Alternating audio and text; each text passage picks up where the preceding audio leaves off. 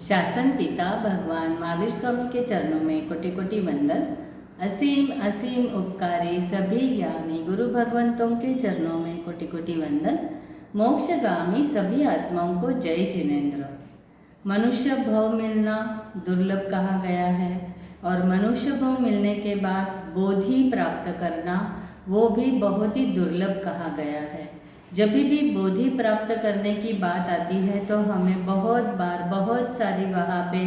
दुविधा होती है कि बहुत बार हमें उपदेश देने वाले बहुत ही प्रयत्न करते रहते हैं। हमारे हितोच्चक जो होते हैं वह भी हमें सही मार्ग पे आगे चलने के लिए मार्गदर्शन करते ही रहते हैं, लेकिन फिर भी कभी कभी हम उसकी ओर दुर्लक्ष्य करते हैं और हम हमारे जीवन में इतने व्यस्त रहते हैं कि जो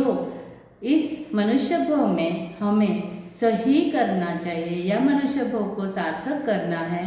तो जो चीज़ें भगवान ने कही गई है, जो क्रिया जो बातें भगवान ने कही है, वो अगर हम नहीं समझते तो इस मनुष्य भव को सार्थक करना बहुत ही मुश्किल हो जाता है। जैसे बार बार हमें जितने भी हमारे ज्ञानी भगवान गुरु भगवंत या खुद परमात्मा ने हमारे जीवन को सफल बनाने के लिए बहुत सारा मार्गदर्शन आगम के रूप में हमें दिया है, और फिर भी हम बहुत बार ये सब समझने के बाद भी इससे हमारा क्या हो जाता है, दुर्लक्ष्य हो जाता है। जैसे कहा जाता है कि अगर कोई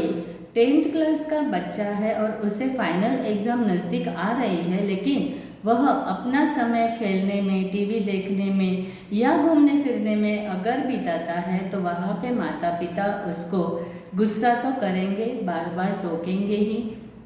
वैसे ही अगर रात के गाढ़ अंधकार में एकदम ही धरतीकंप आ जाए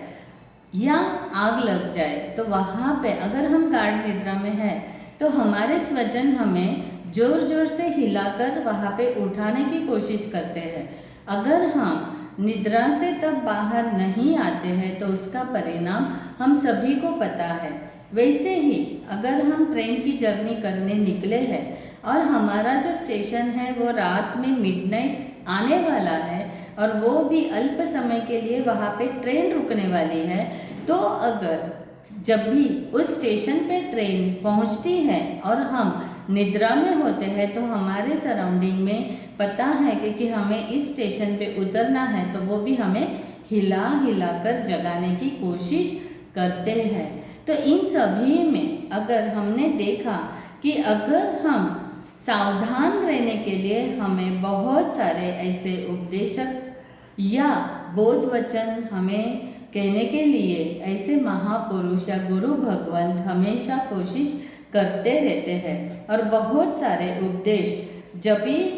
वो देते हैं तो उसके पीछे का पर्पस एक ही होता है कि हमें मोह निद्रा से निकालकर हम कुछ ना कुछ ऐसी अच्छा काम करें जिससे हमारे पाप कम हो, हमारा भव भ्रमण कम हो और हम मोक्ष के मार्ग में जल्दी आगे बढ़ें। परलोक में धर्म प्राप्ति होना बहुत ही दुर्लभ कहा गया है, और अगर हमें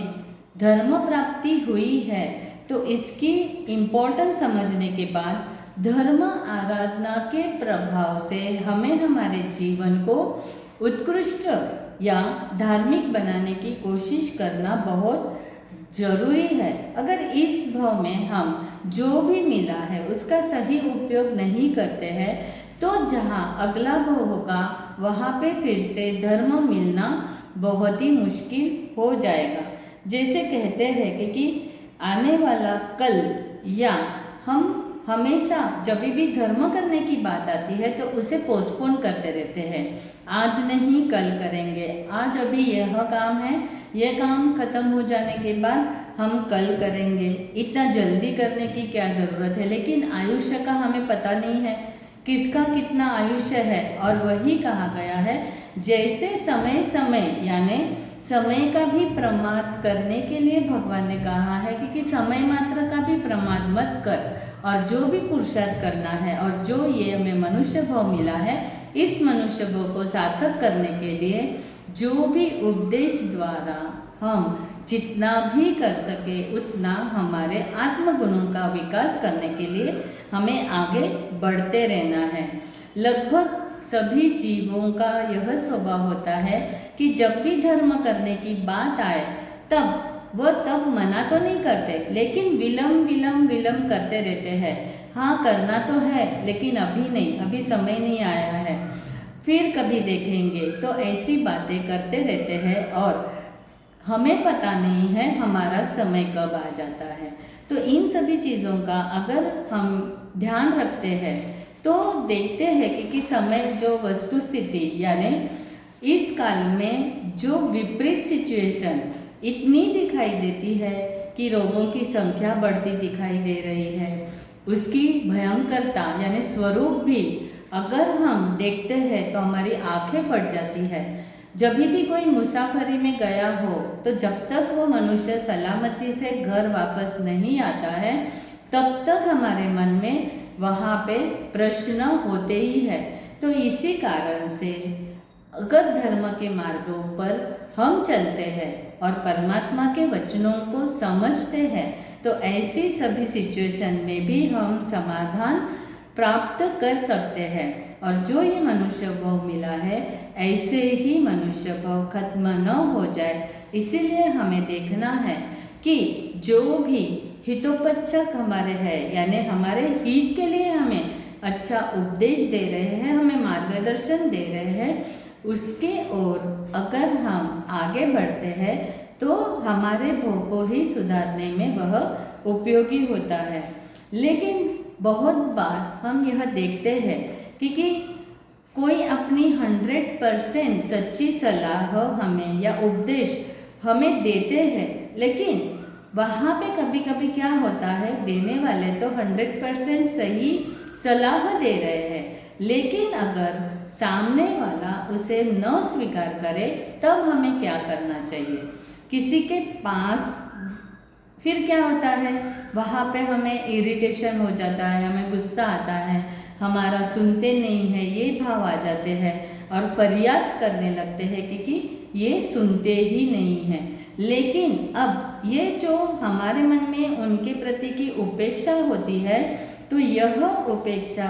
हमें नहीं करनी है। वहाँ पे परमात्मा ने भी बताया है कि हरेक जीव के कर्म नियति सब अलग होते हैं और जब भी कोई भी उपदेश देता है तो वो बट नेचुरल करुणा के भाव से ही यानी हमारे ही हित के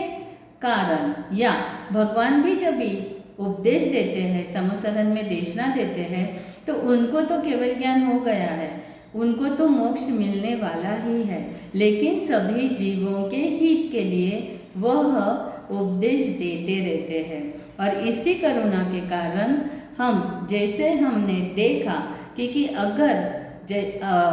हमारे स्वजन स्नेही मित्र ऐसे सभी को जब भी कोई उपदेश देता है तो वहाँ पे हम बहुत बार उसका गलत मतलब भी निकाला जाता है, यानी हितोपदेश नहीं देने का काम करूँगा, उल्टा अब हमारे मन में क्या आ जाता है कि मैं तो उसको कहते रहता हूँ लेकिन वो सुनता ही नहीं है, और इसी कारण से अब जो उपदेश देने वाला है वहाँ पे निराश हो जाता है। लेकिन उपदेश देने का पीछे का कारण तो सभी के आत्मा का कल्याण हो और हमें कम से कम दुख भुगतना पड़े, यही उसके पीछे का कारण कहा गया है। वैराग शतक के गाथा नंबर 76 में अगर हमें उपदेश देना है तो हम कौन सी चीज़ों का ध्यान रखना है, यानी अगर हमें अच्छी जैसे कहा गया है कि भगवान ने दिए हुए वचनों को अगर हमें समझ लिया है और वह हमें दूसरों को भी क्या करना है, समझाना है, बताना है, तो अगर कौन सी चीज़ों का ध्यान रखना बहुत ज़रूरी होता है। नहीं तो क्या होता है, हम तो कहते रहते हैं लेकिन सामने वाले पे उसका परिणाम जो आना चाहिए वो ऐसा नहीं दिखाई देता। अब भगवान ने कहा है कि जो गाढ़ कर्मों से बंधे हैं और बहुत निकाचित कर्म से बंधे हुए हैं, उनको हितोपदेश देना दोष कहा गया है, क्योंकि वहाँ पे उपदेश नहीं देने के लिए ही कहा गया है। और इसके पीछे का कारण भी वही है कि अगर उपदेश हमें देना है और वो उस उपदेश का पॉजिटिव इफ़ेक्ट या परिणाम हमें मिलना है, तो थोड़ी चीज़ों का ध्यान रखना बहुत ज़रूरी है। हमें जैसे कहा गया है कि पता नहीं चलता है कि किसी किसी को उपदेश या किसी सलाह में बहुत ही इंटरेस्ट नहीं होता है, वो सुनने के लिए भी तैयार नहीं होता है। और बाद में हमें ये समझ में आता है कि हम कितना भी कहें लेकिन उसका इफ़ेक्ट उसके ऊपर नहीं हो रहा, तब हमें पता चलता है कि ये जीव शायद गाढ़ कर्म वाला हो। जैसे भगवान ने भी जैसे किसी को भी उपदेश दिया, तो वो उपदेश भी समय देखकर दिया है, यानी करेक्ट समय पर उपदेश देना ये बहुत ही ज़रूरी होता है। जैसे नंदीसेन ने 12 साल तक गाढ़ कर्मों को भुगता, लेकिन बाद में यह कहा जाता है कि आज जिसके गाढ़ कर्म है, हो सकता है वह कर्म कभी न कभी खत्म होके वो हल्लुकर्मी बने और बाद में जो उपदेश हम देते रहते हैं उसकी असर हो। वैसे ही कहा गया है कि बाहुबली ने भी 12 साल तक गाढ़ कर्मों को उसको भुगतना ही था, लेकिन बाद में परिणाम बदल गए। वैसे ही गोशालक तेजोलेशा छोड़ने तक उसने गाढ़ कर्म बांधे थे और भगवान को भी पता था कि गोशालक तेजोलेशा छोड़ने वाला है, और वो सभी को तभी कह देते हैं, कोई भी बीच में नहीं बोलेगा और विरोध भी नहीं करेगा, क्योंकि भगवान को पता था कि ये जो नियति और कर्म है यह होने वाला ही है। यानी बाहुबली गौशालक के प्रसंग से केवल ज्ञानी जो प्रभु थे, इसीलिए उनको ख्याल आ गया कि ये कर्म बाकी है और यही नियति है, और इसीलिए वह वहाँ पे उपदेश देना प्रीफर नहीं करते हैं। जैसे कहते हैं कि आदिनाथ प्रभु ने भी ब्राह्मी और सुंदरी को 1 साल के बाद सलाह, या कहते हैं कि 1 वर्ष के बाद वहाँ पर उपदेश देने के लिए भेजा, उसके पहले नहीं भेजा, क्योंकि भगवान को पता था कि जो अहम के कर्म का उदय है वो 1 साल तक बिल्कुल ही कम नहीं होने वाला। वैसे ही अगर पहले उपदेश वहाँ पर देने में आता तो वो उपदेश निष्फल ही जाता था। अब ये भगवान की बात तो हमें समझ में आ जाती है कि चलो भगवान तो केवल ज्ञानी थे, उनको तो पता रहता है कि किसके कैसे कर्म है और किसकी क्या नियति है। लेकिन अब इस समय में सभी छद्मस्त है, तो उनको पता लगाना है, तो थोड़े भगवान ने जो क्राइटेरिया या भगवान ने उनकी जो पॉलिसी रखी थी, वो पॉलिसी के बारे में आज हम थोड़ा समझेंगे। तो भगवान कहते हैं कि इस बात को अगर अच्छी तरह से समझना है, तो अगर उपदेश देना है या उपदेश लेना है, तो दोनों जो देने वाला है और लेने वाला है, इन दोनों की पात्रता, योग्यता, स्थान, समय, काल, ये सभी चीज़ें असर करती हैं। जैसे अगर हमें अचेत पानी बौराना है, तो उस पानी को हमें 3 उबाल लाना बहुत ज़रूरी होता है। अब 3 उबाल जब तक नहीं आते हैं, तब तक हमने पानी को उबालने के लिए गैस पर रख दिया, और जब तक उबाल नहीं आता है तब तक हम क्या करते रहते हैं, पानी को बार बार बीच बीच में हम देखते रहते हैं कि 3 उबाल आए या नहीं आए। अब जैसे ही 3 उबाल आ जाते हैं, वैसे ही उस पानी को अचेत समझकर हम अग्नि या गैस को बंद कर देते हैं। लेकिन अगर हम, जैसे कहा गया, बीच बीच में देखना तो पड़ता है, लेकिन अगर हम सेकंड में देखते रहे तो क्या पानी को जल्दी उबाल आता है? नहीं आएगा। उसका समय, उसका अवधि जो उसे लेना है उतना ही वो लेगा। और पानी उबालते समय हमें बहुत बार ऐसा लगता है कि आज क्यों देर लग रही है। रोज के समय पे पानी जैसे उबल जाता है वैसे नहीं, आज थोड़ा उसे देर लग रही है। तब हो सकता है उसके पीछे के कारण भी अलग अलग हो सकते हैं। आज पानी शायद ज़्यादा उबालने के लिए रख दिया हो, इसीलिए अभी तक उबाल नहीं आया। रोज जितना गैस का फ्लेम यानी अग्नि का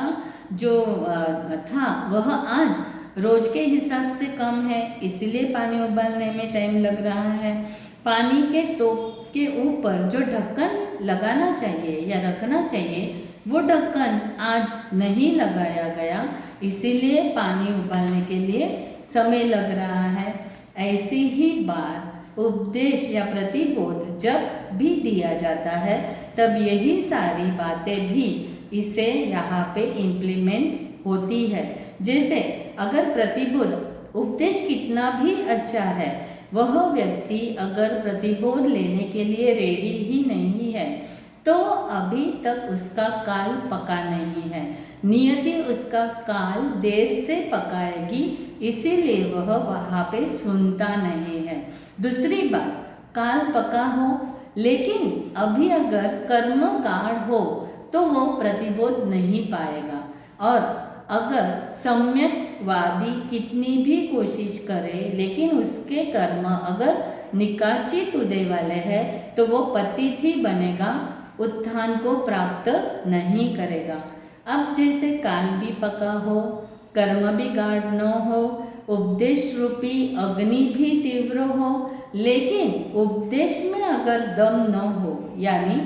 जैसे जिस तरीके से उपदेश देना चाहिए अस्थान हो, अकाल हो, तो भी उसकी असर नहीं होती। इस बात का भी हमें ध्यान रखना है। अब काल भी पका है, कर्म भी गाढ़ नहीं है, उपदेशाग्नि भी भरपूर यानी जोरदार है, लेकिन बाहर के अशुभ निमित्तों का जोर भयंकर है। इस जीव पर इन निमित्तों की बहुत असर है, और इसी कारण से इसके लिए ही अब जैसे पानी के टोप के ऊपर ढक्कन नहीं ढका, वैसे ही यहाँ पे शुभ निमित्तों के ढक्कन ढकने की ज़रूरत है। तभी ये क्या होगा, जो अशुभ निमित्तों से बचना चाहिए वो बचेगा, और तभी उसके जीवन में परिवर्तन आ सकता है। आज के भोगवाद के व्यापक प्रचार के कारण सच्चे धर्म में लोगों को जोड़ना बहुत ही कठिन होता जा रहा है, और इस बात को हमें समझना बहुत ज़रूरी है कि जीव बात को न समझे, न जाने, बोध प्राप्त न करे तो हमें वहाँ पे समाधान करना है। शायद काल की देरी है, गाढ़ कर्मों की वहाँ पे प्रबलता है, जो भी उपदेशक है उसकी अविशिष्टता है, विपरीत निमित्तों का तूफान चल रहा है, और इसी सभी के कारण क्या है, उस जीव को उपदेश का जो इफेक्ट यानी प्रभाव होना चाहिए वो प्रभाव नहीं दिखाई देता है। संस्कृत में कहा ही गया है, उपदेशों ही मूर्खाना प्रकोपाय न शांते, यानी मूर्ख को उपदेश प्रकोप के लिए ही होता है, शांति के लिए नहीं होता। इसीलिए ऐसे समय पर उपदेश देते समय भी हमें क्या करना है, वहाँ पे थोड़ा रुकना है। और वहाँ पे इसके लिए तीर्थंकरों ने यही पॉलिसी यूज़ की है। वहाँ उन्होंने यह देखा है कि अकाल यानी गलत टाइमिंग, गलत स्थान पे अगर उपदेश दिया जाता है तो उसका इफेक्ट होता नहीं है। अगर आत्मिक सुख को सही तरीके से प्राप्त करना और आत्मिक गुणों का विकास करने के लिए उपदेश अगर हमें लेना है या देना है तो इन सभी चीज़ों का ध्यान रखना बहुत ज़रूरी है। इसीलिए एक बात तो पक्की है कि नियति के पके बिना, काल के पके बिना या उसका भव्यत्व प्रकट हुए बिना कितनी भी लाख मेहनत करने पर भी वह जो है या आत्मिक गुणों की वृद्धि या उस आत्मा को अच्छा लगना यह संभवित नहीं है। यानी बोधि दुर्लभ जो कहा गया है उसके पीछे ये सब रीज़न कहे गए हैं। लेकिन अगर ये सब कारण न हो तो भी उपदेश देने के बावजूद अगर मोक्ष के प्रति आदर जो प्रकट होना चाहिए वो कभी कभी सब है, लेकिन फिर भी मोक्ष के प्रति जो आदर प्रकट होना चाहिए वो प्रकट नहीं होता है। तो वहाँ पे हमें यह कहना बहुत ज़रूरी है कि जीवन में मोक्ष अगर पाना है तो उपदेश लेना, सुनना और देना, ये सभी चीज़ें बहुत ज़रूरी है। उपदेश बिना किसी की भी मुक्ति जो होनी है वो बहुत मुश्किल कही गई है। तो इसके बारे में ध्यान रखते हुए जो भी भगवान ने हमें बोधि देने के लिए भी कौन कौन सी चीज़ों का ध्यान रखना ज़रूरी है, इस बात को ध्यान में रखते हुए आज के सेशन में कुछ भी जिनाज्ञा के विरुद्ध कहा गया हो तो उसके लिए तस्मिच्छामि दुक्कडम।